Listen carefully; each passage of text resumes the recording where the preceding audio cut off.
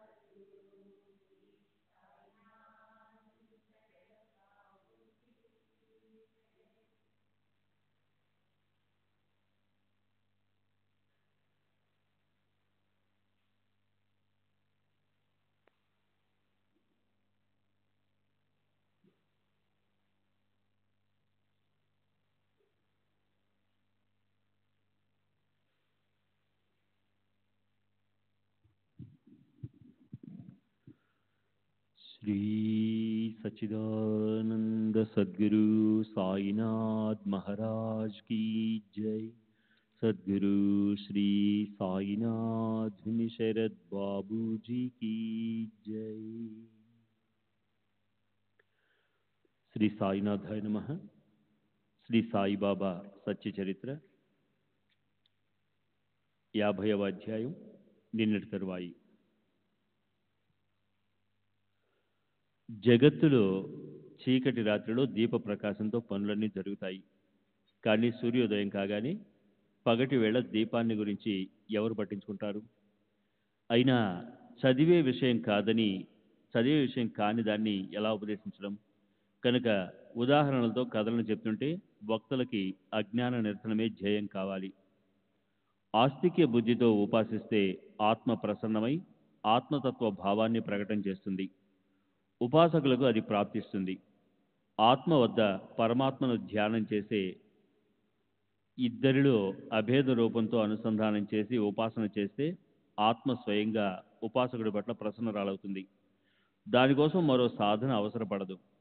ఆత్మను స్వయంగా ప్రసన్నం చేసుకోవాలి.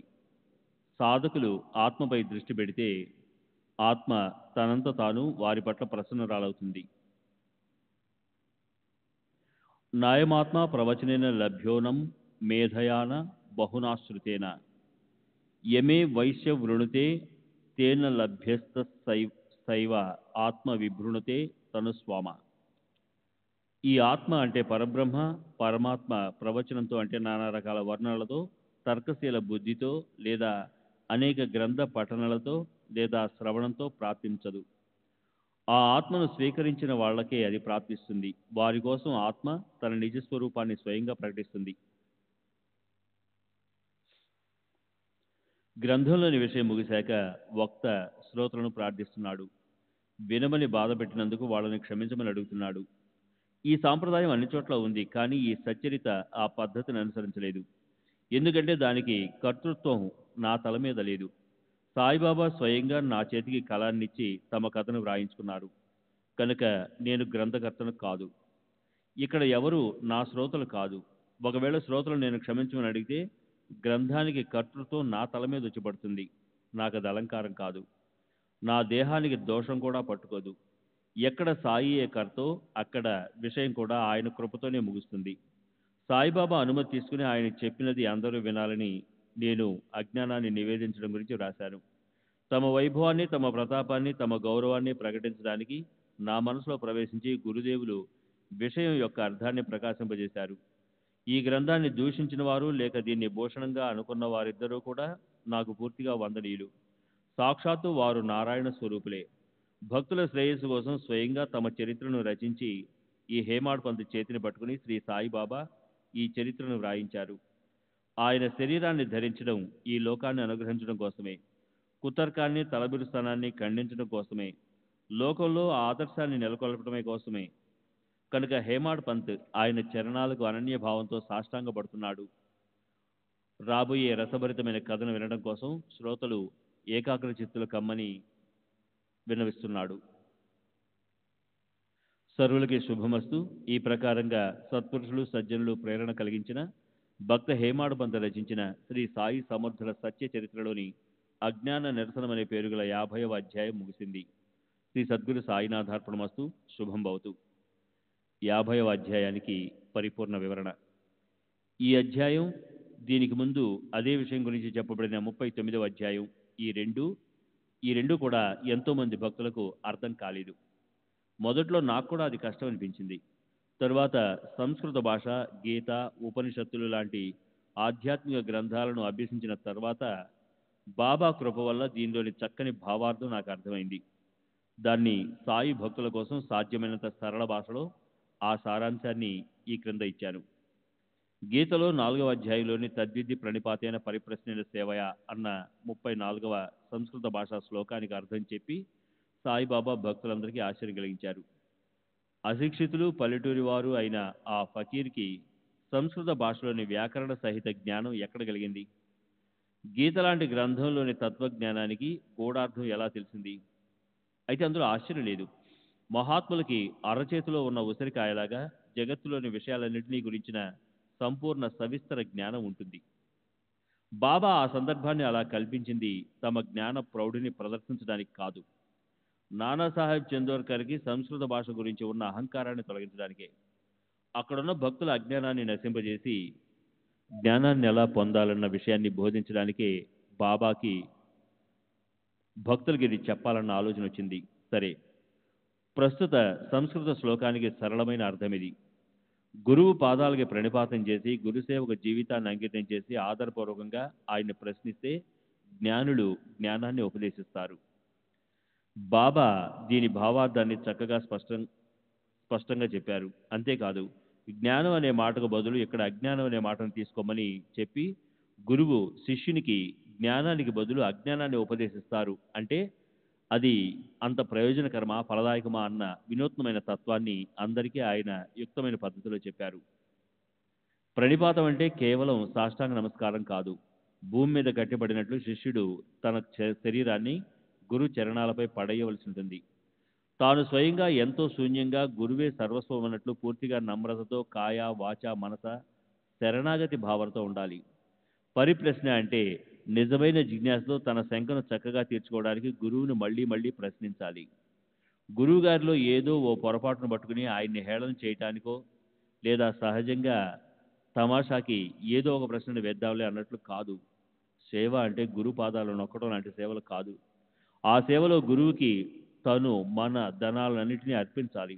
అలాగే ఈ సేవను నేను చేస్తున్నాను, ఆ సేవ చేసేందుకు లేక ఆపేసేందుకు నాకు స్వతంత్రం ఉంది అన్న అహంభావం ఉండకూడదు.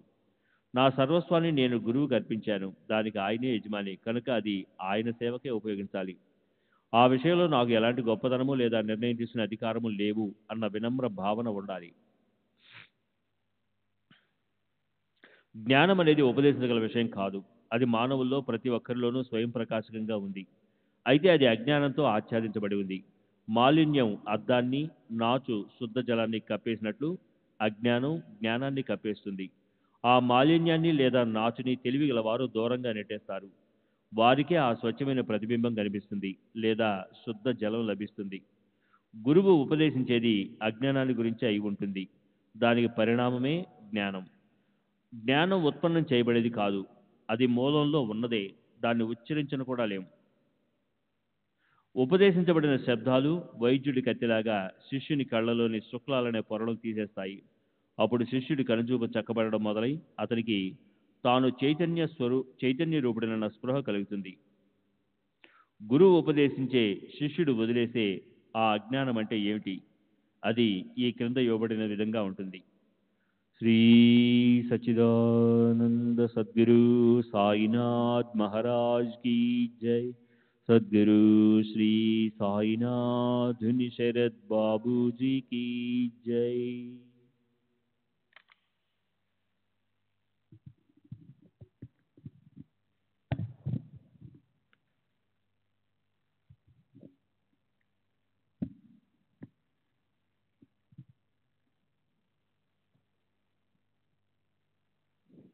కంటికి అగుపించే ఈ జగతంతా మాయ ఆడే ఆట.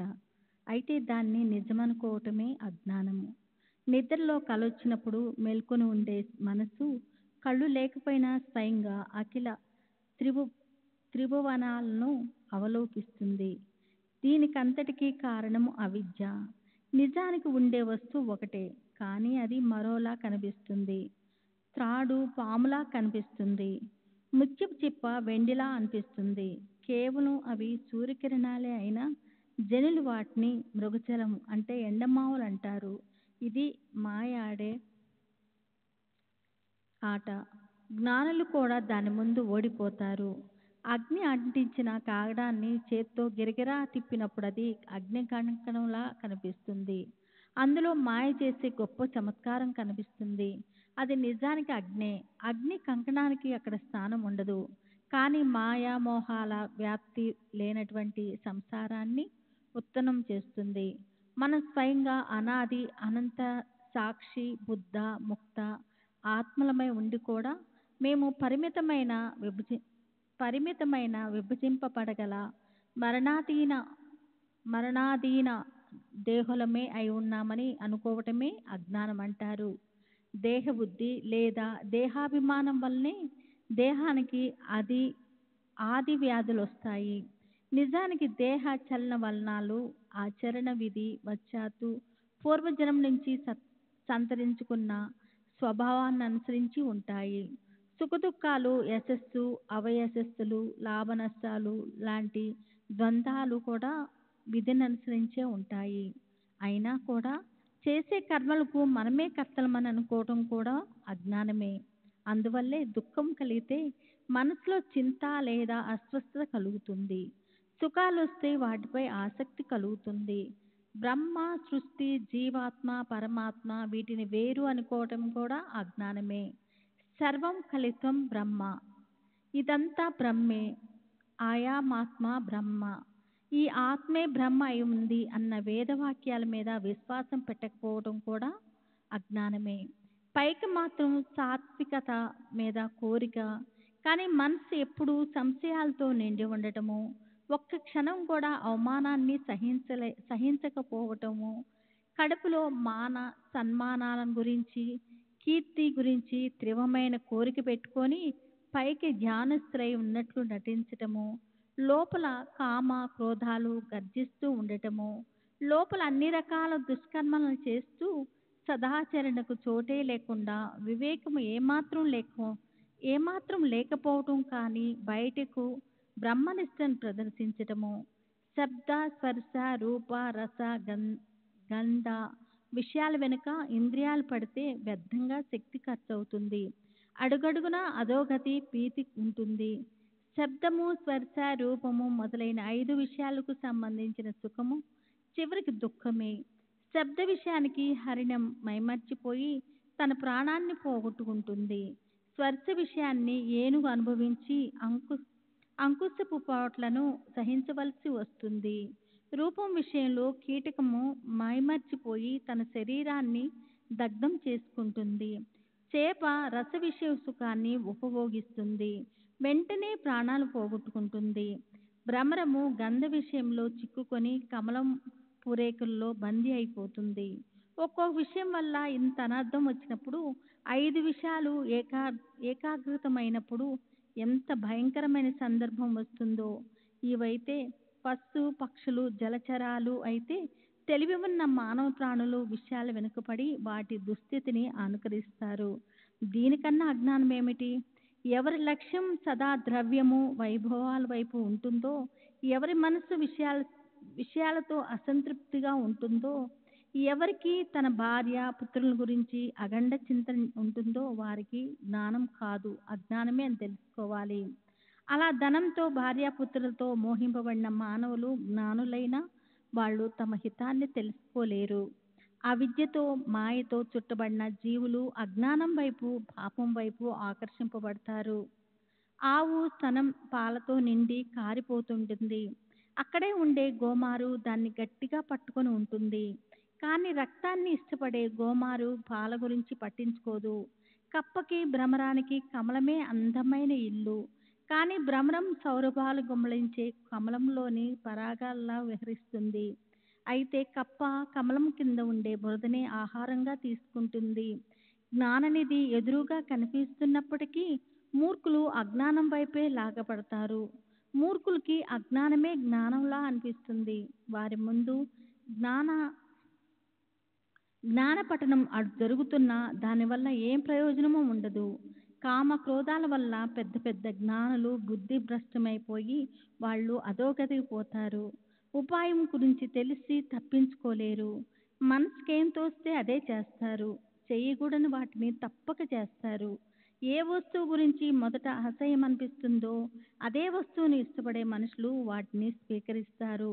ప్రయత్నపూర్వకంగా పాపాలను తప్పించుకునే వాళ్లే దైవయోగంతో పాపాలు చేయటంలో ప్రవృత్తులవుతారు. ఒకవేళ గొప్ప జ్ఞానులై ఉండి పాపపు నీడను కూడా కోరనటువంటి వారైనప్పటికీ దీపాన్ని చూచి మైమర్చే కీటకంలా చేసే పనుల్లో మంచి చెడులను తెలుసుకోలేరు. పాపాలు చేయటమే అజ్ఞానమని వాళ్ళకి తెలిసి ఉంటుంది. అయితే కామవాసన ప్రకోపించడం వల్ల జ్ఞానాన్ని వారు పట్టించుకోరు. చందన వృక్ష మూలంలో చుట్టుకొని ఉండే కల్పసర్పంలా కామ క్రోధాదులనే ప్రేగు జ్ఞానమనే గర్భాన్ని బయట నుంచి చుట్టివేసి ఉంటుంది. ఇంద్రియాలు బుద్ధి మనసు అనేవి ఆ కామవాసనకి స్థానము. వాటి వల్ల జీవుడికి జ్ఞానం కప్పబడిపోయి అది జీవుణ్ణి మోహంలో పడేస్తుంది. నీకు చంద్రం కావాలంటే ఆ సర్పాన్ని నాశనం చేయాలి. కామక్రోధాల ఆచ్ఛాదనను దూరం చేస్తే జ్ఞాననిధి దొరుకుతుంది. తాము జ్ఞానులమని ప్రదర్శించుకోవటం, అహిత్మాకర్మలు చేయటం ఇవన్నీ అజ్ఞానమే.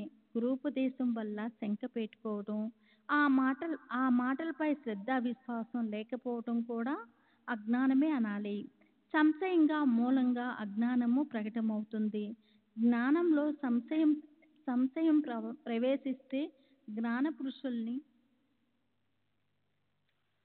జ్ఞానపురుషులు కూడా అభిమానం మృంగుతుంది. శ్రీ సచ్చిదానంద సద్గురు సాయినాథ్ మహారాజ్ కీ జై. సద్గురు శ్రీ సాయినాథ్ శరత్ బాబూజీ కీ జై.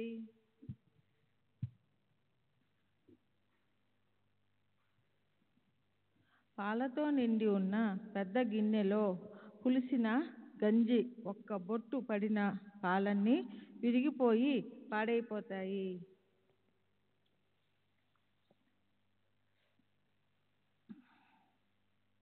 కనుక మొదట అజ్ఞానం అంటే ఏమిటో తెలుసుకోవాలి.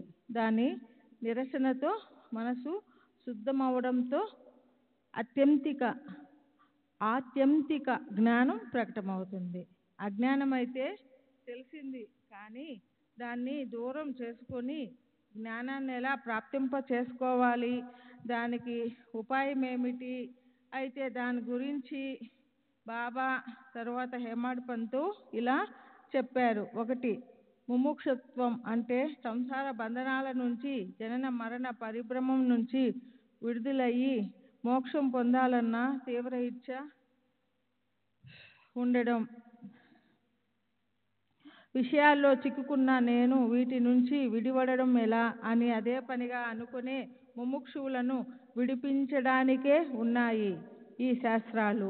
అలాంటి ముముక్షువులైన భక్తులను చూసి మహాత్ములకు కారుణ్యం ఉత్పన్నమైనప్పుడు వాళ్ళు ఏదో ఒక కారణంతో సహజంగా ఉపదేశిస్తారు. 2. విషయాల నుంచి, కామ క్రోధాల నుంచి దూరంగా వెళ్ళి ఇంద్రియాలను స్వాధీనంలో ఉంచుకోవడం.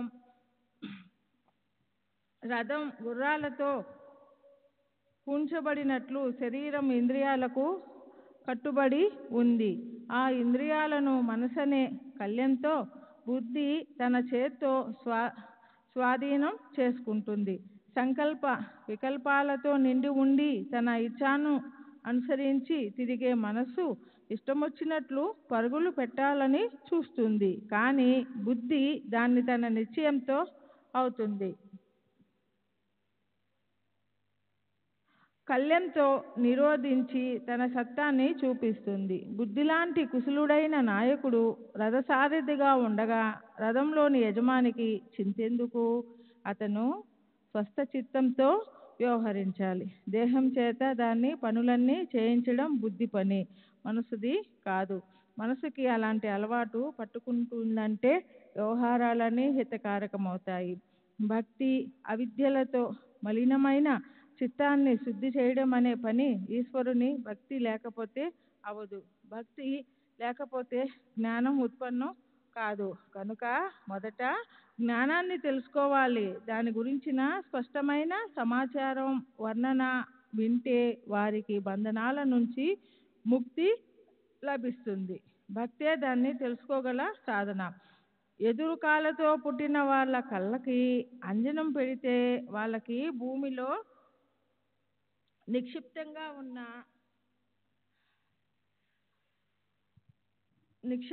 ఉన్న ధనం కనిపిస్తుంది. అదేవిధంగా భక్తిని ఆశ్రయిస్తే అజ్ఞానం ఆమడ దూరం పారిపోయి జ్ఞానం ఉదయిస్తుంది.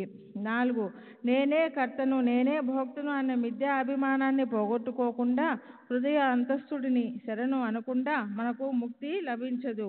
నిత్యానిత్య వస్తువులను వివేచించాలి. శ్రవణ మనన నిధి ధ్యాసలను చేయాలి. శమము దమము మొదలైన 6 సముదాయాన్ని సంపాదించాలి. అప్పుడే అజ్ఞానం నశిస్తుంది. 5. వేద శాస్త్రాలలోని మాటలను అనుసరించి అస్తిక్య బుద్ధిని పెట్టుకున్న వారే బ్రహ్మజ్ఞానానికి అధికారులు. ఇక్కడ ప్రవచనం పనికిరాదు. వేదాల మీదున్న ఆధిపత్యం లేదా అనేక గ్రంథాలలోని అర్థాన్ని తెలుసుకోగల బుద్ధి లేదా అనేక గ్రంథాల పఠనము లేదా బహుశ్రుతత ఇవేవి పనికిరావు. శబ్దాల వల్ల శబ్దాలకి జ్ఞానం కలుగుతుంది, కానీ దానివల్ల నిజ వస్తువుకు చెందిన జ్ఞానం కలుగుతుందా? బుద్ధికి నిత్యము అనిత్యము వీటిల్లోని భేదాన్ని తెలుసుకోగల ఉత్తమ శక్తి ఉంటుంది, కానీ వస్తువు బుద్ధి స్వాధీనంలోనికి ఎన్నడూ రాదు. షడ్దర్శనాలు ఇప్పటికే వాదం చేస్తూ అలసిపోయినప్పటికీ ఆత్మ వస్తువు తన స్థానంలోనే ఉంటుంది. అయినా వాక్కుకు విషయం కానీ దాన్ని ఉపదేశం చేయడం ఎలా వీలవుతుంది?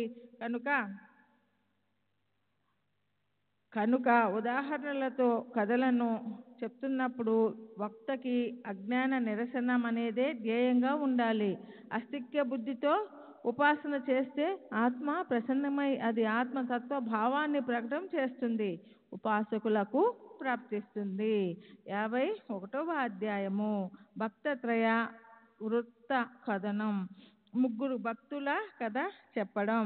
శ్రీ గణేశ్వరునికి నమస్కారం, శ్రీ సరస్వతీదేవికి నమస్కారం, శ్రీ గురు మహారాజుకి నమస్కారం, శ్రీ కులదేవతకి నమస్కారం, శ్రీ రామచంద్రులకి నమస్కారం, శ్రీ సద్గురు సాయినాథునికి నమస్కారం. భక్తులకు ఆధారమైన వారు, గీతార్థాన్ని స్పష్టం చేసి చెప్పగలవారు, మనసులో సంకల్పించిన వాటన్నిటినీ సాధ్యం చేసివ్వగలవారు, గురు శ్రేష్ఠులు అయిన సాయినాథ, నాపై మీ కృప అమృత రస ధారలు కురిపించండి.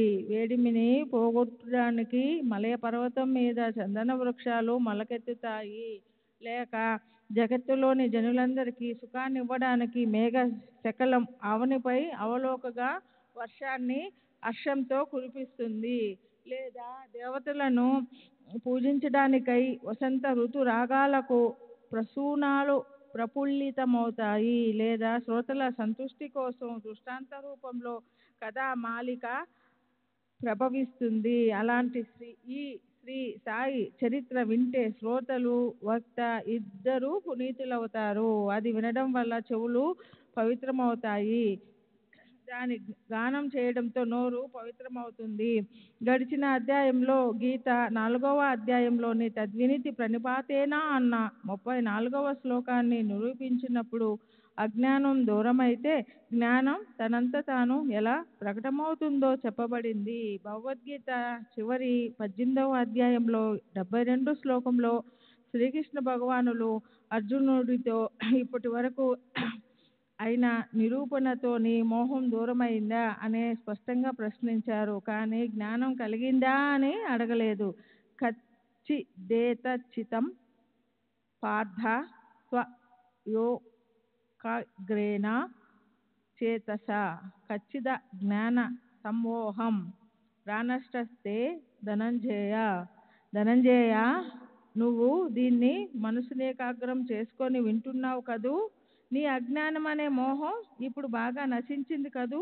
అలాగే అర్జునుడు కూడా నా మోహం ఇప్పుడు దూరంగా పలాయనమైంది అని ఒప్పుకుంటాడు, జ్ఞానం ప్రాప్తించింది అని అనడు, మోహం నశించింది అంటాడు. అర్జునుడు అంటాడు, ఓ అచ్యుత, మీ కృపతో నా మోహం నశించింది, నా కర్తవ్యం నాకు గుర్తొచ్చింది, నా సందేహం పటాపంచలైంది, నేను సావధానయ్యాను. ఇప్పుడు మీరు చెప్పినట్లు నేను నడుచుకుంటాను, అంటే యుద్ధం చేస్తాను. మోహం అంటే అజ్ఞానం. చూడ్డానికి మాత్రం 2 శబ్దాలు కనిపిస్తాయి, కానీ అర్థంలో మాత్రం అవి అసలు వేరు కావు. ఇది గీతార్థాన్ని అవగాహన చేసుకున్న వారికి తెలుస్తుంది. 11వ అధ్యాయం మొదట్లో కూడా అర్జునుడు శ్రీకృష్ణుడితో యత్యోక్తం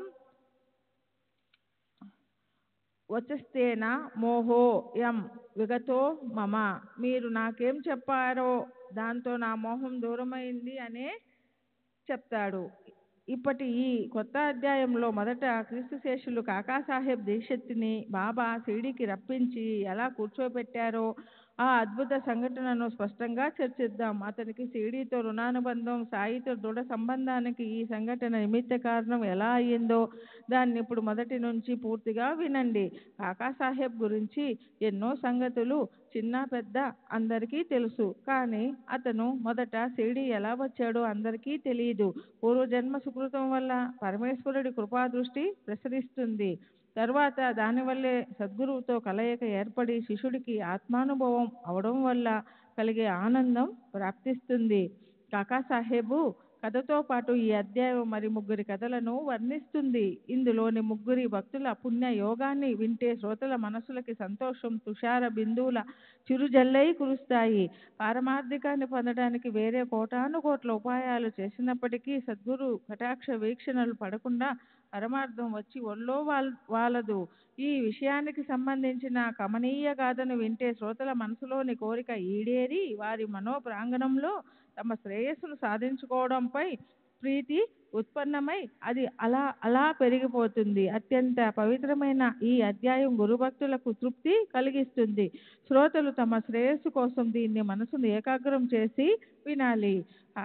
కాకాసాహెబు అన్న పేరుతో ప్రసిద్ధి చెందిన క్రీస్తు శేషులు హరి సీతారాం దీక్షిత్ను సాయి భక్తులు ప్రేమ ఆదరలతో గుర్తు చేసుకుంటూ ఉంటారు. బహుశ్రుతుడైన అతని గత చరిత్ర వృత్తాంతం రసిక శ్రోతలకు ఆనంద వీచికలతో అలరిస్తుంది కనుక వినడానికి ఉత్సాహం ఉరుకలు వేసే భావిక భక్తుల సంతోషం కోసం దాన్ని నేను చెప్తున్నాను. క్రీస్తు శకం 1909వ సంవత్సరానికి ముందు సాయి అనే పేరు గురించి తెలియని వాడే ఆ తర్వాత సాయికి పరమ ప్రసిద్ధ భక్తుడైనాడు. విశ్వవిద్యాలయంలో శిక్షణ అయిపోయి ఎన్నో సంవత్సరాలు గడిచాక ఓసారి నానా సాహెబ్ చందోర్కర్ లోనావాలాకు వచ్చాడు. దీక్షిత్ అతనికి పాత మిత్రుడు. వాళ్ళు కలిసి ఎన్నో సంవత్సరాలయ్యింది. వాళ్ళు ఒకరినొకరు కష్టసుఖాలను వెళ్ళబోసుకున్నారు. లండన్లో బండెక్కుతూ ఉంటే కాలు జారి దీక్షిత్ కాలికి దెబ్బ తగిలింది. ఎన్ని ఉపాయాలు చేసినా అది ఉపశమించలేదు. అలా వాళ్ళు మాట్లాడుతున్నప్పుడు సహజంగా ఆ బాధ గురించిన ప్రస్తావన వచ్చింది. నానా మనసుకి ఆ విషయంలో శ్రీ సాయిబాబా సాయం చేస్తారని అనిపించింది. అతను దీక్షిత్తో ఇలా అన్నాడు, ఖాళీ కుంటితనం పూర్తిగా నయమవ్వాలని నీ మనసులో ఉందా? అయితే నా గురువు దర్శనానికి వెళ్దాం పదా. తర్వాత నానా ఎంతో అద్భుతమైన విషయాలు చెప్పాడు. సాయిబాబా గురించిన సమాచారాన్ని, ఆ మహానుభావుడి గొప్పతనాన్ని ఆనందంతో దీక్షిత్కి చెప్పాడు. నా వారు ఎంత దూరంలో ఉన్నా, సప్త సముద్రాల అవతల ఉన్నా సరే నేను వాళ్ళని పిచుక కాలికి దారం కట్టినట్లు వెంటనే లాక్కుంటాను అని బాబా ఎప్పుడూ అంటూ ఉండేవారు. అతనితో ఇంకా స్పష్టం చేస్తూ నానా ఇలా అన్నాడు, మనం ఒకవేళ బాబాకి చెందిన వాళ్ళం కాకపోతే ఆయన వైపుకి మనలను లాక్కోరు, మీకు ఆయన దర్శనం కూడా అవదు. బాబా దగ్గర ముఖ్యమైన గుర్తు ఇదే, మీ అంతటా మీరు అక్కడికి పోలేరు. సరే, అలా ఆ వర్ణన విన్న దీక్షిత్ మనసుకి తృప్తి కలిగింది.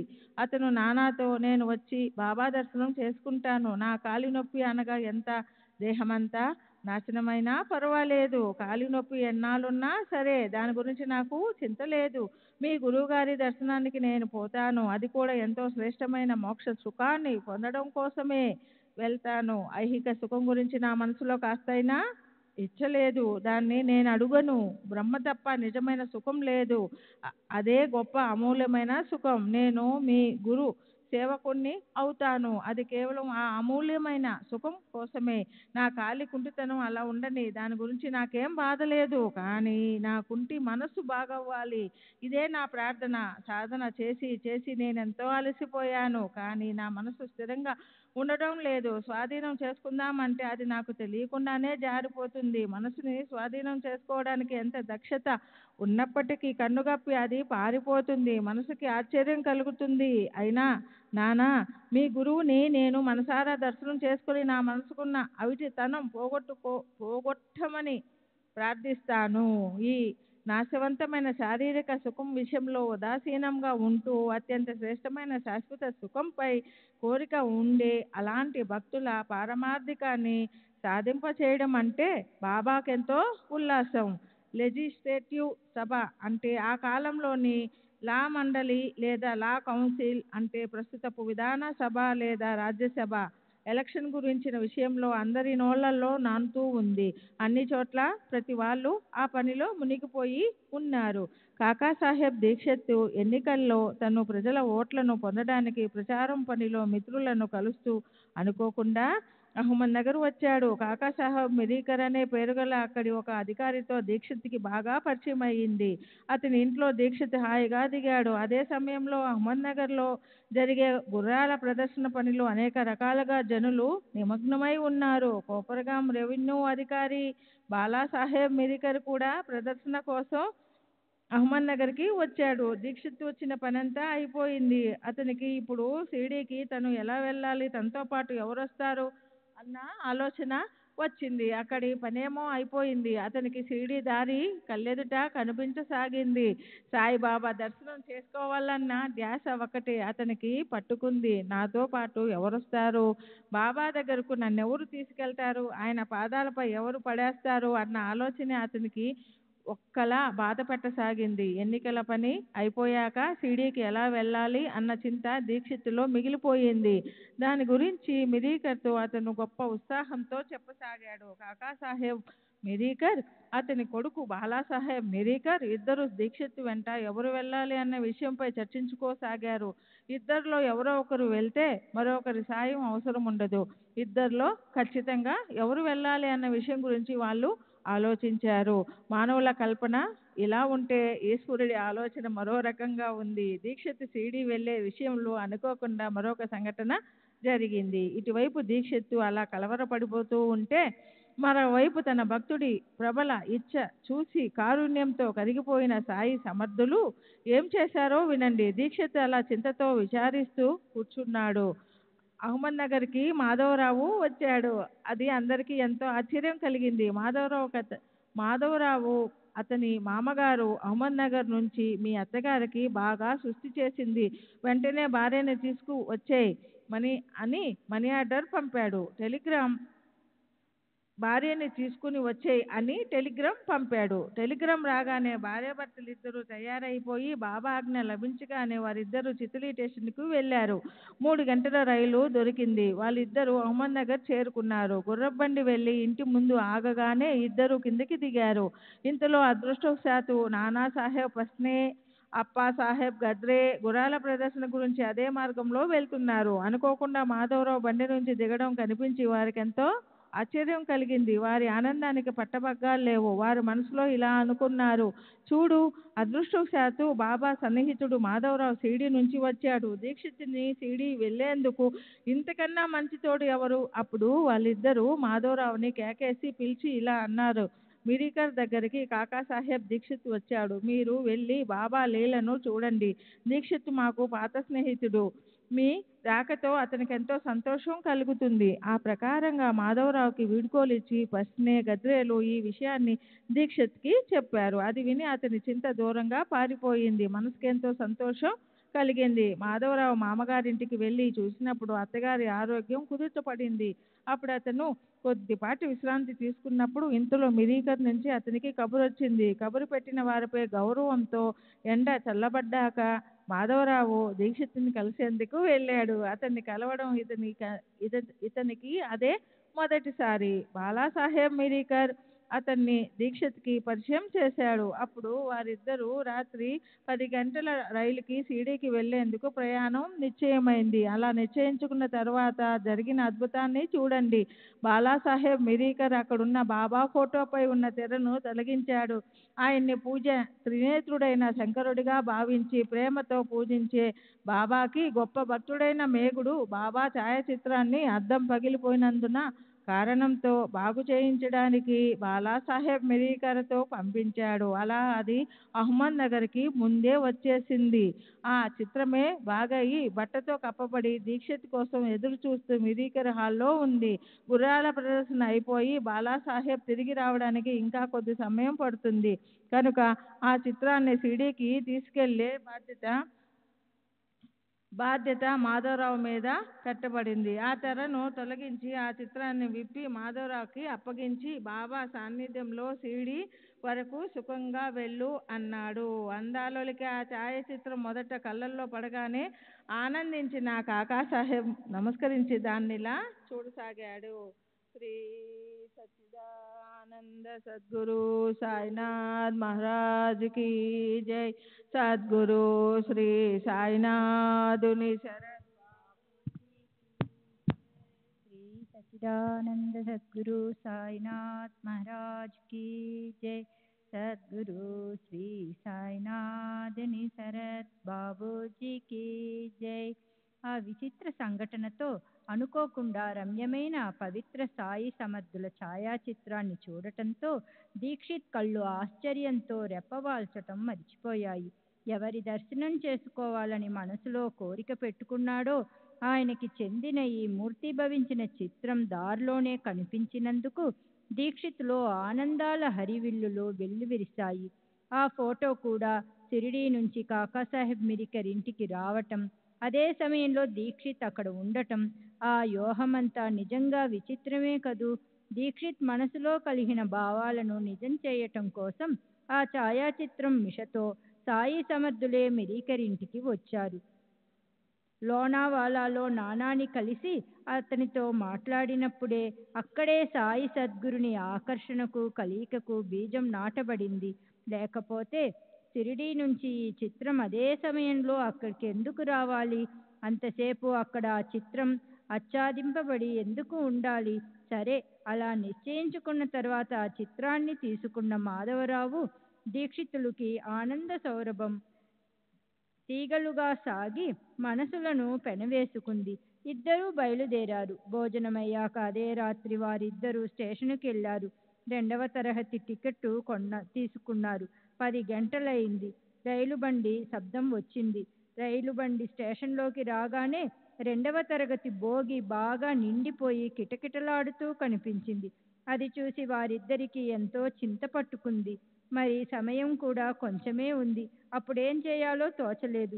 ఆ రద్దీని చూసి మనం వెనక్కి తిరిగి వెళ్ళి షిరిడీకి రేపు వెళదామని వారిద్దరూ నిశ్చయించుకున్నారు.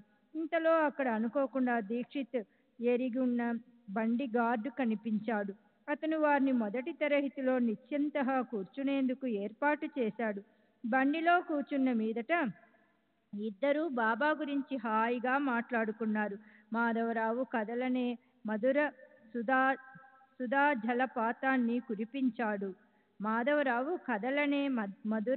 జలపాతాన్ని కురిపించాడు. శ్యామ సప్తధనుసు దీక్షిత్ మనసులో ఆనంద సాగరాలను సృష్టించింది. ఆ ప్రకారంగా దారిలో ఎంతో సుఖంగా సమయం అట్టే గడిచిపోయింది. బండి కోపర్గాం చేరుకోగానే వారిద్దరూ ఆనంద అమృతంలో తేలిపోతూ క్రిందికి ఉరికారు. అదే సమయంలో నానాసాహెబ్ చాందోర్కర్ని స్టేషన్లో అనుకోకుండా చూసిన దీక్షిత్ ఆనందం అలలై మనసంతా ఆక్రమించింది. వాళ్ళు ఒకరినొకరు కలుసుకున్నారు. నానాసాహెబ్ కూడా బాబా దర్శనం చేసుకోవటానికని షిరిడీ బయలుదేరాడు. అనుకోకుండా కలిగిన ఆ యోగం చూసి ముగ్గురికి ఎంతో ఆశ్చర్యం కలిగింది. అప్పుడు వాళ్ళు ముగ్గురు గుర్రబండి చేసుకుని పిచ్చాపాటి మాట్లాడుకుంటూ అక్కడి నుంచి బయలుదేరారు. దారిలో గోదావరి నదిలో స్నానం చేసి షిరిడీ చేరుకున్నారు. తరువాత సాయిబాబా దర్శనం కాగానే దీక్షిత్ మనసు ద్రవించింది. కనుల కొలనులు ఆశ్రువులతో నిండిపోయాయి. ఆత్మజ్ఞానం అవగానే కలిగే కమనీయ అనురాగ ఆనంద ఆశ్రువులు వరదలు వెల్లలై వచ్చాయి. అప్పుడు సాయిబాబా అతనితో స్పష్టంగా ఇలా అన్నారు: నేను కూడా నీ కోసం ఎదురు చూస్తూ నిన్ను కలవటానికి శ్యామను సరాసరి అహ్మద్ నగర్కి పంపించాను.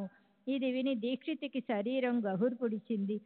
కంఠం పూడుకుపోయింది. మనసు తుషార శీతల సుఖం సృష్టించే ఇంద్రధనుస్సులతో పరిపూర్ణమైంది. దేహమంతా ముచ్చెమటలు పోసాయి. శరీరం సూక్ష్మంగా కంపించింది. చిత్తవృత్తి ఆధ్యాత్మిక వెన్నెలవాన కురిపించే ఆత్మానందంలో లీనమైంది. కళ్ళు అత్యంత ఆనందంలో నిండిపోయి అరమోడ్పులు అయ్యాయి. ఈ రోజు నా దృష్టికి సాఫల్యత కలిగింది అని అతను బాబా చరణాలను కౌగిలించుకున్నాడు. మనసు ధన్యత చెందినట్లు అనిపించింది. అతని ఆనందం అంబరాన్ని చుంబించింది.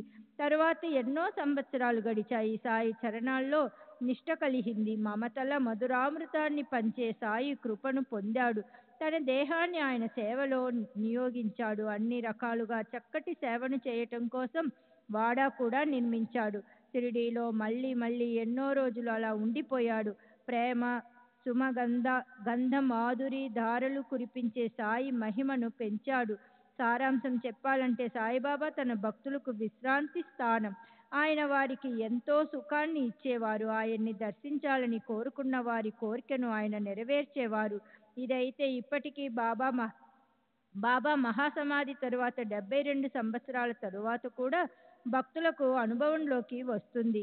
షిరిడీకి వెళ్ళటంలో, బాబా సమాధిని దర్శించటంలో మొదట ఎన్నో ఇబ్బందులు ఎదురవుతాయి. కానీ తరువాత బాబా కృపతో అవన్నీ అసంకల్పితంగా దూరమవుతాయి.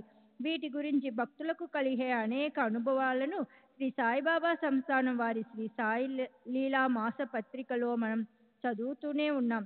చంద్రుడికి చకోర, అది చంద్రకిరణాల మీద తన భుక్తిని గడుపుకుంటుందని అంటారు. ఎన్నో ఉంటాయి, కానీ చకోరానికి చంద్రుడు ఒక్కడే. అదేవిధంగా తల్లికి పిల్లలు ఎందరున్నా ఆ పిల్లలందరికీ తల్లి ఒక్కటే. సూర్యుడికి తెల్ల కలువలు, అవి సూర్యోదయంలో వికసించి సూర్య అస్తమయంలో సూర్య అస్తమ సమయంలో ముడుచుకుంటాయి, ఎన్నో ఉంటాయి, కానీ కలువ కన్నెలకు సూర్యుడు ఒక్కటే. అదేవిధంగా మీకు భక్తులు అపారంగా ఉంటారు, కానీ వారికందరికీ శ్రేష్ఠుడైన గురువు తండ్రి మీరు ఒక్కరే. మేహానికి ఆతృతతో తన కోసం ఎదురు చూసే చాతక పక్షులు ఎన్నో ఉంటాయి, కానీ చాతక పక్షులకి మేహం మాత్రం ఒకటే ఉంటుంది. అలాగే సాయికి భక్తులు ఎందరో ఉంటారు, కానీ వారికి తల్లి తండ్రి ఆయన ఒక్కరే. ఆయన్ని సద్భావంతో సహజంగా శరణు వెళ్ళే వారి పరువును నిలిపి గొప్ప ప్రేమతో ఆయన వాళ్ళ కార్యాన్ని సిద్ధింపచేస్తారు. అది ఇప్పటికీ కూడా ప్రత్యక్షంగా కనిపిస్తుంది. ఈ జగత్తులో జీవించి ఉన్న ప్రాణులకి చివరికి మరణం వస్తుంది, కానీ సాయిబాబా దీక్షితుకి మీతులా విమానాతూన్ ఘేవూన్ జాయాన్, నేను నిన్ను విమానంలో తీసుకుపోతాను అని విశ్వాసాన్ని ఇచ్చారు. సాయిబాబా మాట ఇచ్చినట్లే అదేవిధంగా నోరారా సాయి గుణగానాన్ని చేస్తున్నప్పుడు దీక్షిత్కి మరణం వచ్చింది. దాన్ని నేను స్వయంగా నా కళ్ళతో చూశాను. రైలు బండిలో మేమిద్దరం ఒకే బల్ల మీద కూర్చుని ఉన్నప్పుడు ఒకరితో ఒకరు సాయి సమర్థుల లీలలను చెప్పుకుంటూ అందులో లీనమై ఉన్నప్పుడు ఒక్క క్షణంలో అతను విమానం ఎక్కాడు. దీక్షిత్ ఆ సమయాన్ని చక్కగా సార్థకం చేసుకున్నాడు. నా భుజంపై తల ఆనించి అతను అనుకోకుండా విమానం ఎక్కాడు. అపరిమితమైన అమరత్వపు సుఖాన్ని పొందాడు. శరీరానికి ఎటువంటి మరణ వేదన లేదు, కఫం లేదు, బాధ లేదు. మాట్లాడుతూ అందరూ చూస్తుండగా అతని శరీరం నిశ్చలమైంది. ఆ ప్రకారంగా మానవత్వపు పాత్ర అనగా భూమికను వదిలేసి అతను తన ఆత్మలో తన ప్రాణజ్యోతిని కలిపాడు. సాయి విమాన మార్గంలో అంటే ఒక్క క్షణంలో స్వస్వరూపంలో అతన్ని నిలిపారు. అతను తన ఆత్మ జ్యోతిని బ్రహ్మజ్యోతిలో విలీనం చేశాడు. మరణ సమయంలో దీక్షితు సాయి చరణాల్లో ధ్యానం పెట్టడం వల్ల అతని దేహాభిమానం పూర్తిగా కరిగిపోయింది, మనోవృత్తి తృప్తిపడింది. కనుక అతని దేహం పూర్తిగా కృష్ణార్పణమైంది. శక సంవత్సరం 1848 జ్యేష్ఠ బహుళ ఏకాదశి రోజున అనగా జూలై 5వ తారీఖు 1926 కర్మభూమిని వదిలేసి దీక్షితు బ్రహ్మ పదవిని చేరుకున్నాడు. దీక్షితుకి దేహావసానం వచ్చిందని అనుకోండి, లేక అతని కోసం విమానం వచ్చిందని అనండి, కానీ అతను సాయి చరణాల్లో లీనమైనాడు అన్న విషయం మాత్రం ఎవరికైనా అంగీకారమే. కాకాసాహెబ్ దీక్షితుని సాయిబాబా విమానంలో తీసుకెళ్లారు. ఈ సంఘటన విషయంలో అవిశ్వాసం పెట్టడానికి ఏ కారణము లేదు. అలాంటి ఘటన ఇది వరకు సంత తుకారాం విషయంలో జరగటం ప్రసిద్ధమే. శ్రీ సచ్చిదానంద సద్గురు సాయినాథ్ మహారాజ్ కీ జై.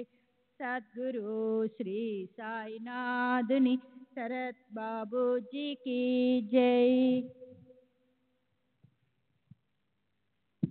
श्री सच्चिदानंद सद्गुरु साईनाथ महाराज की जय. सद्गुरु श्री साईनाथ शरद बाबूजी की जय. దీక్షిత్ ఏకాదశి రోజున రైలు బండిలో బాబా గురించి మాట్లాడుతూ ఒక్కసారిగా మరణించడం అంటే అతని కోసం బాబా విమానం పంపించినట్లే. దాని గురించిన అందమైన విస్తృత వివేచనం పరమ పూజ్య కీర్తిశేషులు నరసింహస్వామీజీ తన లేట్ ఆఫ్ సాయిబాబా అన్న ఇంగ్లీష్ గ్రంథం 2వ భాగంలో కాకాస్ డెత్ అండ్ సద్గతి అన్న శీర్షికలో ఇచ్చారు. దాని అనువాదం పాఠకులకు నచ్చుతుందని, ప్రబోధాత్మకంగా ఉంటుందని క్రింద ఇచ్చాను. భక్తుల జీవితాలకు యోగ్యమైన గతిని ఇచ్చేటప్పుడు భక్తులకున్న దాని గురించిన భావన విశేషించి శాస్త్రాలను సామాజిక నియమాలను అనుసరించి ఉన్నప్పుడు భక్తుల తృప్తి కోసం సాయిబాబా దాని గురించిన ఆలోచనను సహజంగానే చేస్తూ ఉండేవారు. ఏకాదశి రోజున మరణించిన వారు స్వర్గానికి పోతారని అందరికీ తెలుసు. కాకాసాహెబ్కి కూడా అలాంటి భావనే ఉండేది. శ్రీ సాయి సచ్చరితకు రాసిన ఉపోద్ఘాతంలో అతను అలా అని వ్రాశాడు కూడా. అందులోనూ కాశీరామ్ సింపే మహాల్సాపతులకు ఏకాదశి రోజున మరణం రావడాన్ని అతను చూశాడు. అప్పుడు తనకి కూడా బాబా అలాగే ఏకాదశి రోజున మరణం ఇవ్వాలని కాకాకి కోరిక ఉండేది. మృత్యువుకి ముందు రోజు అంటే 1926వ సంవత్సరం జూలై 4వ తారీఖు రోజున రాత్రి కాక నిత్య నియమంగా చదివే ఏకనాథ మహారాజు గారి భావార్థ రామాయణంలోని పఠనంలో సుందరాకాండలోని 21వ అధ్యాయంలో గజేంద్ర మోక్షం కథ వచ్చింది. ఆ తర్వాత పడుకున్నప్పుడు నిద్రలో అతనికి ఒక కల వచ్చింది. అందులో అతను అన్నాసాహెబ్ దాబోల్కర్ అని సాయిబాబా కౌగలించుకోవడం చూశాడు. ఆ స్వప్నాన్ని అతను ఆ మర్నాడు అన్నాసాహెబ్కి, మాధవరావు దేశపాండేకి, ఇతర భక్తులకి చెప్పాడు. మర్నాడు అంటే మరణించే రోజు ఉదయం ఏకనాథ భాగవత పారాయణంలో కూడా అతను 15వ అధ్యాయంలోని అష్టసిద్ధుల్లోని పరకాయ ప్రవేశ శ్లోకం దాని మీద ఏకనాథ మహారాజు గారి అందమైన వివేచనను గొప్ప ప్రేమతో చదివాడు. కాసేపట్లో ఆ దేహాన్ని వదిలేసి మరొక ఉత్తమ దేహంలో ప్రవేశింపచేయాలన్న కారణంతోనే బాబా కాకాకి శిక్షణ ఇచ్చారు. సరే, 1926వ సంవత్సరం జూలై 5వ తారీఖున ఏకాదశి రోజున కాకాసాహెబ్ విలేపార్లే నుంచి ముంబైలోని డాక్టర్ దేశ్ముఖ్ ఆసుపత్రిలో చేర్పించిన తన కొడుకు రామకృష్ణను ఉరఫ్ బాబు ఇతనికి నాగపూర్లో జరగబోయే ఒడుగు కథ 46వ అధ్యాయంలో 25వ ఓవిలో ఉంది. చూడడానికి బయలుదేరాడు. తనతో పాటు అన్నాసాహెబ్ దాబోల్కర్ కూడా బాంద్రాలో ఉన్న తన ఇంటికి వెళ్లేందుకు బయలుదేరాడు. అంతకుముందు కాకాసాహెబ్తో పాటు అతని బంగళాలో అన్నాసాహెబ్ భజన చేసి పారాయణం వింటూ కొంతసేపు ఆనందంతో గడిపాడు. వారిద్దరూ, రఘునాథ టెండూల్కర్, వీరు ముగ్గురు స్టేషన్కి వచ్చారు. అప్పుడు బండికి నిర్దేశించబడ్డ సమయం అయిపోయింది. కానీ ప్లాట్ఫామ్ మీదకు వచ్చాక వారికి బండి ఇంకా రాలేదని తెలిసింది. అప్పుడు వెంటనే దాన్ని పట్టుకొని వాళ్ళందరూ బండిలో ప్రవేశించారు. కాకాసాహెబ్ నోటిలో నుంచి, చూడండి అన్నాసాహెబ్, బాబా ఎంత దయామయిలో, ఆయన బండిని ఒక్క క్షణంలో దొరికేలా చేశారు. మనం ఒక్క క్షణమైనా దానికోసం ఎదురు చూడని అవసరం లేకపోయింది. తర్వాత జేబులోంచి రైల్వే టైం టేబుల్ తీసి అతను దాన్ని చూస్తూ ఇలా అన్నాడు, బాబా, బండిని ఆలస్యంగా రప్పించడం వల్ల మనం దాన్ని పట్టుకోగలిగాం. లేకపోతే హతాశులమై మనం పార్లేలో నిరీక్షణతో కాలం గడపవలసి వచ్చేది. నిజంగా ఇది సాయిబాబా కృపే. ఆ ప్రకారంగా అన్నాసాహెబ్ ఎదుట కూర్చుని ఉన్నప్పుడు కాకాసాహెబ్కి మమతల మణిదీపం లాంటి ప్రేమపూర్వకమైన సాయిబాబా కృప గుర్తొచ్చింది. వెంటనే అతను నిద్రించినట్లు అనిపించింది దాబోల్కర్కి. అతనికి నిద్ర వచ్చి ఉంటుందనుకున్నాడు. అతను లేచి అతని వద్దకు వెళ్ళి అతని తల పట్టుకొని అతన్ని ఇలా అడిగాడు, ఏమిటి, మీకు నిద్ర వస్తుందా? కానీ ఏ రకమైన జవాబు రాలేదు. దాబోల్కర్కి భయం వేసింది. కాకాసాహెబ్ స్పృహ తప్పాడు కనుక అతన్ని పడుకోబెట్టాడు. అప్పుడు కాకాసాహెబ్ పరిస్థితి ఆందోళనకరంగా అయిందని అతనికి తెలిసింది. వేగంగా వెళ్లే బండి స్టేషన్లను వెనక పడేస్తుంది. అన్నాసాహెబ్ టెండూల్కర్తో కాకాసాహెబ్ దేహాన్ని రైలు బోగీలోంచి కిందికి దించడానికి ఏర్పాట్లు చేస్తాడని గార్డుతో ఈ విషయం చెప్పమని చెప్పాడు. కానీ రద్దీగా ఉండటం వల్ల, వర్షం కూడా జోరుగా కురుస్తుండటం వల్ల వాంద్రా స్టేషన్లో అతను అలా చేయలేకపోయాడు. చివరికి మాహిం స్టేషన్లో అతను దిగి గార్డుకి ఈ విషయం చెప్పాడు. గార్డు ఫోన్ చేసి పరల్ స్టేషన్లో స్ట్రెచర్ని, డాక్టర్ని పిలిపించాడు. అక్కడ కాకాసాహెబ్ దేహాన్ని బండిలోంచి కిందకి దింపారు. డాక్టర్ పరీక్షించి ప్రాణం పోయిందని నిర్ధారించాడు. హఠాత్తుగా మరణం రావడం వల్ల పంచనామా వగైరాల గురించి ప్రశ్న తలెత్తింది. కానీ అదృష్టవశాత్తు డాక్టర్ నుంచి మరణ ధృవీకరణ పత్రం వెంటనే లభించింది. దేహం అన్నాసాహెబ్ స్వాధీనం చేయబడింది. సద్గురు సాయినాథ్ మహారాజ్ కీ జై. సద్గురు శ్రీ సాయినాథ్ శరత్ బాబూజీ కీ జై. శ్రీ సచ్చిదానంద సద్గురు సాయినాథ్ మహారాజ్ కీ జై. సద్గురు శ్రీ సాయినాథుని శరత్ బాబూజీకి జై. అలా ఉపకారానికి ప్రత్యుపకారం చేయాలన్న ఆలోచన ఉండని వారు ఆ భక్తులను తెలుసుకోవాలి. ఎందుకంటే జగత్తులో కనిపించే వస్తువు నివ్వటంలో రుణానికి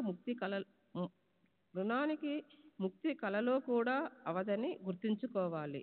చింతామణి నిద్దామంటే అది నిత్యము చింతను పెంచుతుంది. అలా చేసి ఆ చింత వస్తువునిచ్చే వారి రుణాన్ని తీర్చుకోవాలనుకోవటం వ్యర్థం. సరే, గురువుకి కల్పతరువును అర్పిద్దామంటే ఆ గురువు స్వయంగా నిర్వికల్ప వస్తువును ఇవ్వటంలో కసలు కసలురు. మరి దానివల్ల రుణం నుంచి ముక్తులమవగలమా? సరే, ఇప్పుడు వీటన్నిటికన్నా గురువుకి పరశువేదినిస్తే బాగుంటుందనుకుంటే పరశువు ఇనుమును నాణ్యమైన బంగారంగా మాత్రమే చేస్తుంది. కానీ గురువు బ్రహ్మ రసాన్ని త్రాగిస్తారు. గురువుకి కామధేనువును అర్పించి గురువు చేసిన ఉపకారం నుంచి ముక్తులమవుదామంటే ఎంతో కష్టం. ఎలాంటి ఆపేక్ష పెట్టుకోని గురువు స్వయంగా ఎలాంటి కష్టము బాధ లేనటువంటి దాన్ని ప్రసాదిస్తారు.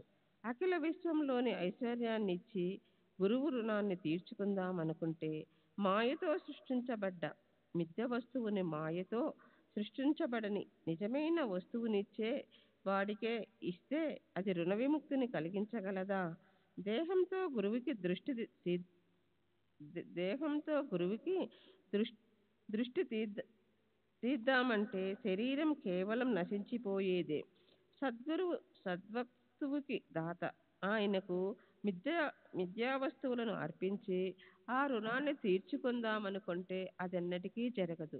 కనుక అనన్య శ్రద్ధతో సాష్టాంగ నమస్కారం చేయాలి. రుణాన్ని గుర్తుపెట్టుకుని సద్గురు పాదాలపై మస్తకం పెట్టి ఆయనకు నమస్కరించాలి. గురుపకారాన్ని నిరంతరము గుర్తుంచుకోవటమే శిష్యుని భూషణం. అందులోంచి ముక్తులమవ్వాలని చూసేవారు ఆత్మసుఖాన్ని పోగొట్టుకుంటారు. శ్రీ సచ్చిదానంద సద్గురు సాయినాథ్ మహారాజ్ కీ జై. సద్గురు శ్రీ సాయినాథుని శరత్ బాబూజీ కీ జై. ఈ కథంతా విని శ్రోతలకు దృష్టి పెరిగింది. వాళ్ళు ఉత్సాహం చూపిస్తూ ఉంటే ఓ చిన్న కథ చెప్పాలనిపిస్తుంది. సాధారణ సంసారాల్లాగే మహాత్ములు కూడా తమ బంధు ప్రేమలను వ్యక్తం చేస్తుంటారు, లేదా లోకములో ఆదర్శం నెలకొల్పటంలో తమకున్న అత్యంత దక్షతలో ఉన్న మర్మాన్ని తెలుపుతారు. సాయి స్వయంగా తమ భక్తులకు శ్రేయస్సు కలిగించడానికి ఆయా ప్రాంతాల్లో తామే ఆ రూపాన్ని ధరించి పరమార్థికం గురించి శిక్షణ ఇస్తారు. దీనికి సంబంధించిన సంక్షిప్త కథనను శ్రోతలు జాగ్రత్తగా వినాలి. అప్పుడు మహాత్ములు ఏమి పెట్టకుండానే మరో మహాత్ముల గురించిన ఆలోచనలు ఎలా తెలుసుకోగలరో తెలుస్తుంది. ఓసారి గోదావరి నది తీరాన ఉన్న ప్రసిద్ధి చెందిన రాజమహేంద్రవరంలో ఉండే శ్రీ వాసుదేవానంద సరస్వతి స్వామి వచ్చారు. అంటే ఈయన గొప్ప దత్తభక్తులు. ఆయన్ని తెంపే స్వామి అని కూడా అంటుంటారు. ఈయన 1855లో మాణాంగాంలో జన్మించారు. సావంతవాడి సిద్ధదుర్గము 1914 సంవత్సరంలో గుజరాత్లో నర్మదా తీరాన గురుడేశ్వర్ దగ్గర సమాధి చెందారు. ఆయన గొప్ప అంతర్యామి, కర్మ మార్గం పట్ల చాలా గొప్ప అభిరుచి ఉన్న వ్యక్తి. ఆయన కీర్తి అనే గంగా దరిద్రం మీద గర్దిస్తూ ఉండిపోయింది.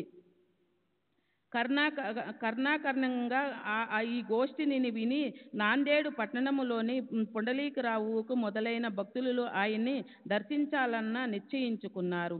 సరే, తరువాత ఈ భక్తులు బయలుదేరి రాజమండ్రి పట్టణానికి వచ్చారు. ప్రాంతకాలములో గోదావరి తీరాన ఉన్న స్వామి దర్శనానికి వెళ్లేందుకు తయారైనారు. తెల్లవారుజామున నాందేడు బృందమంతా నోటితో సూత్రాలు చదువుతూ గోదావరి దగ్గరకు బయలుదేరారు. స్వామి అక్కడే నిలబడి ఉండడం చూసి బృందము ఆయనకి సద్భావముతో సాష్టాంగ నమస్కారం చేసింది. సహజంగా క్షేమ సమాచారములలో వివరిస్తూ ఉన్నప్పుడు షిరిడీ ప్రస్తావన వచ్చింది. సాయిబాబా పేరు చెవుల్లో పడగానే స్వామి చేతులు జోడించి నమస్కరిస్తూ ఇలా అన్నారు: ఇలా అన్నారు, మాకు ఆయన సోదరుడు, నిష్కాములు, మాకు ఆయన అంటే ఎంతో ప్రేమ. తర్వాత అక్కడనున్న ఒక కొబ్బరికాయ తీసుకొని పుండలీకరావుకిచ్చి ఇలా అన్నారు, మీరు షిరిడీ వెళ్ళినప్పుడు మా సోదరుడు శరణకమలాలకు నమస్కరించి దీన్ని ఆయనకు సమర్పించండి. ఆయనకి మా నమస్కారములు చెప్పి ఈ దీనునిపై కృప చూపమని చెప్పండి. ఇతన్ని మర్చిపోవద్దని, ఇతని మీద ప్రేమను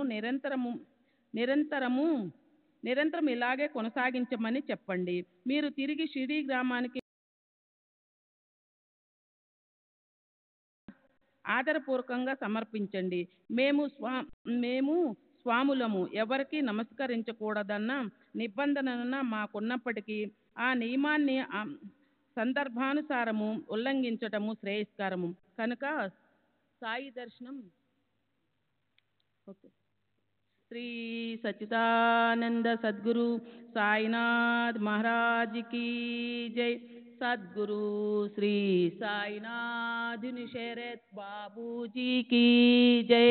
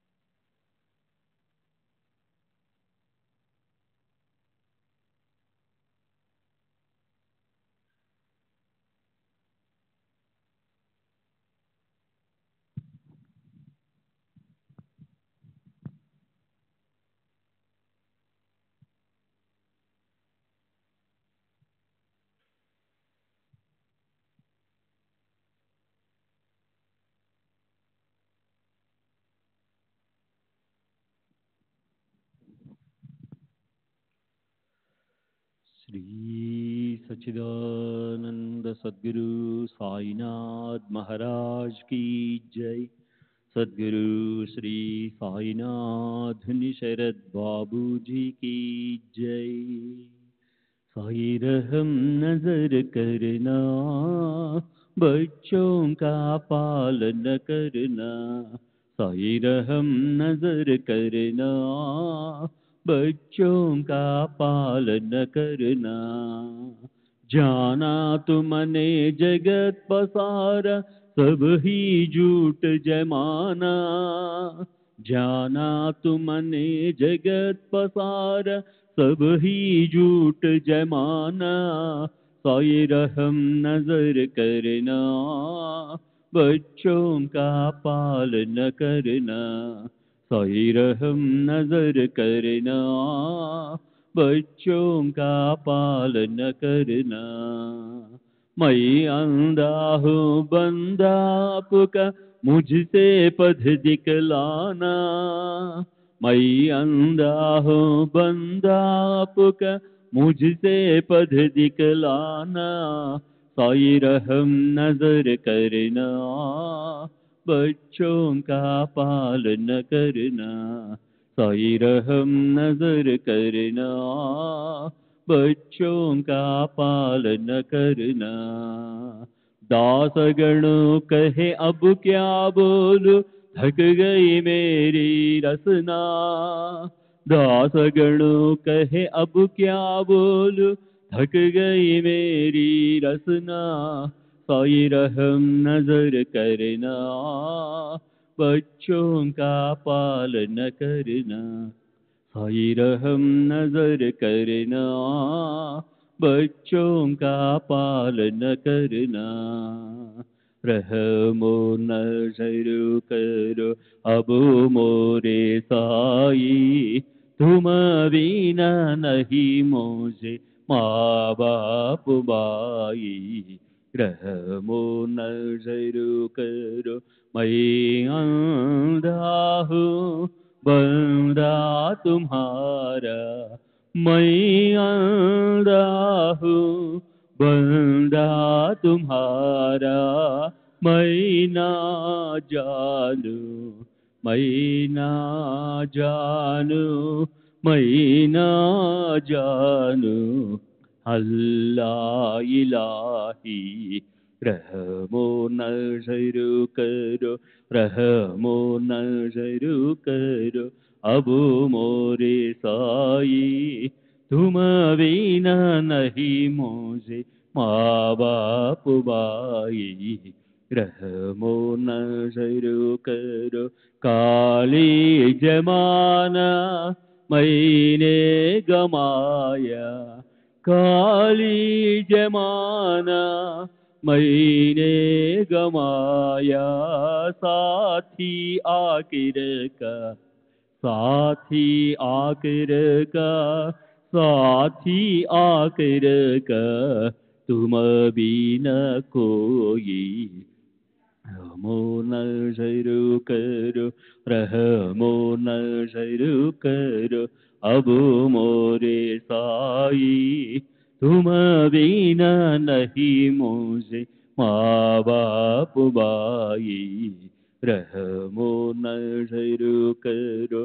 अपने मस्जिद का झाड़ू गड़ो है, अपने मस्जिद का झाड़ू गड़ो है, मालिक हमारे मालिक हमारे मालिक हमारे, तुम बाबा साई, रहमो नजर करो रहमो नजर करो अब मोरे साई, तुम बिना नहीं मुझे माँ बाप भाई, रहमो नजर करो।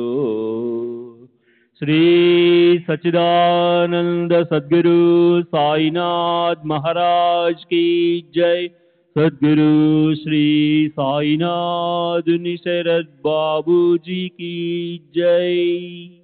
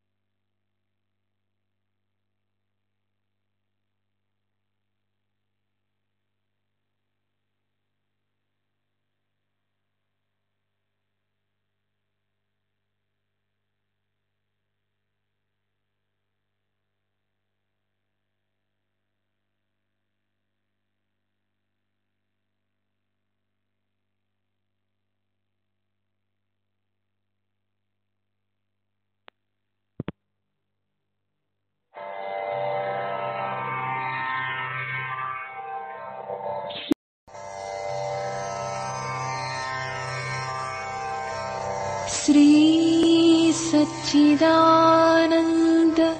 सद्गुरु साईनाथ महाराज की जय।